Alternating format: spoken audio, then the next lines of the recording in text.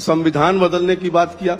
जो जनता को गुमराह करके उन्होंने जो नैरेटिव सेट किया, उससे हम सावधान हैं। 2027 में ऐसा नैरेटिव हम उनको करने नहीं देंगे। हमारे कार्यकर्ता जागरूक होकर उस पर जागरूक करते रहे। आम जनता को पता है और निश्चित तौर से मुझे भी ठेस पहुंचा है और हम सब चाहते हैं कि उस पर जो सरकार कार्रवाई करी है उस पर त्वरित समाधान निकाले और जो भी दोषी व्यक्ति है उसको दंड मिले।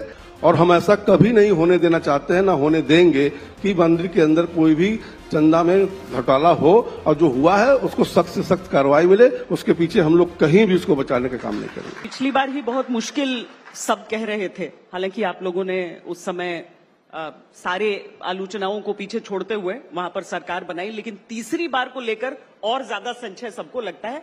कारण उसका मैं आपको बताती हूं। 2024 का चुनाव जो आप लोग, उसका मंथन भी आप लोगों ने किया होगा बहुत। कौन सी वो चीजें हैं, कौन सी वो सबक हैं जो मैं कहूंगी 2024 के लोकसभा नतीजे जो यूपी में आए, जो आज भी समाजवादी पार्टी की तरफ से अगर ये कहा जाता है कि देखिए इतनी विधानसभा क्षेत्रों में हमारी लीड रही और उसके हिसाब से वो 27 की तैयारी कर रहे हैं। देखिए 2024 में जो विपक्ष ने एक नैरेटिव सेट किया, जनता को गुमराह किया और कह लीजिए कि वो जो खटा आप लोग टीवी पे भी बोल रहे थे कि 8,500 रुपए का फार्म भरवाने की बात किया, संविधान बदलने की बात किया। जो जनता को गुमराह करके उन्होंने जो नैरेटिव सेट किया, उससे हम सावधान हैं। 2027 में ऐसा नैरेटिव हम उनको करने नहीं देंगे। हमारे कार्यकर्ता जागरूक होकर उस पर जागरूक करते रहे। नैरेटिव इस बार भी है और चुनाव के बहुत नजदीक है, और वो नैरेटिव है जिसमें अखिलेश यादव के पोस्टर पर लिखा होता है सनातन ही समाजवादी है। राम मंदिर का मुद्दा, जो चढ़ावे का मुद्दा है, मामला है, वो कितना आघात पहुंचा सकता है भारतीय जनता पार्टी को? देखिए राम मंदिर का मुद्दा कहीं ना कहीं हम सनातनियों के लिए, हम सब के लिए, ये हमारे इष्ट देवता का विषय है। राम हमारे दिल में बसते हैं और किस प्रकार से देखेंगे कि मंदिर बनाने के लिए किसने सपोर्ट किया और किसने विरोध किया है, ये आम जनता को पता है। और निश्चित तौर से मुझे भी ठेस पहुंचा है और हम सब चाहते हैं कि उस पर जो सरकार कार्रवाई करी है उस पर त्वरित समाधान निकाले और जो भी दोषी व्यक्ति है उसको दंड मिले और आगे से ऐसी घटना ना हो, ऐसी व्यवस्था बनाई जाए।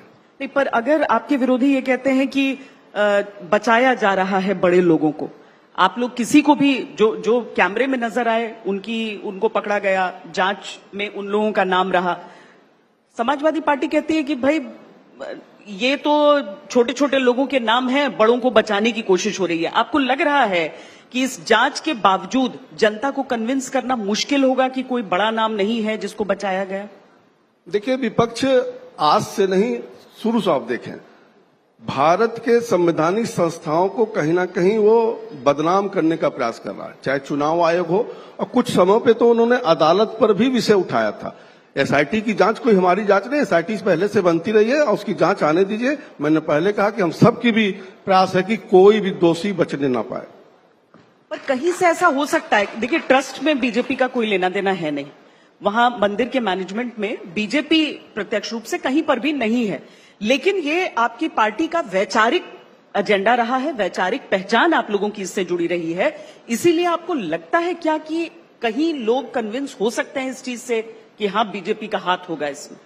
देखिए आपने पहले ही कहा कि ट्रस्ट का विषय है, लेकिन हम लोग के आस्था का सवाल है वो, और हमारे जो सनातनी हैं वो भी जानते हैं कि हम सब ने, हमारे दल के बहुत से लोगों ने कुर्बानी देकर राम मंदिर का निर्माण कराया है और हम ऐसा कभी नहीं होने देना चाहते हैं, ना होने देंगे कि मंदिर के अंदर कोई भी चंदा में घोटाला हो और जो हुआ है उसको सख्त से सख्त कार्रवाई मिले। उसके पीछे हम लोग कहीं भी उसको बचाने का काम नहीं करेंगे।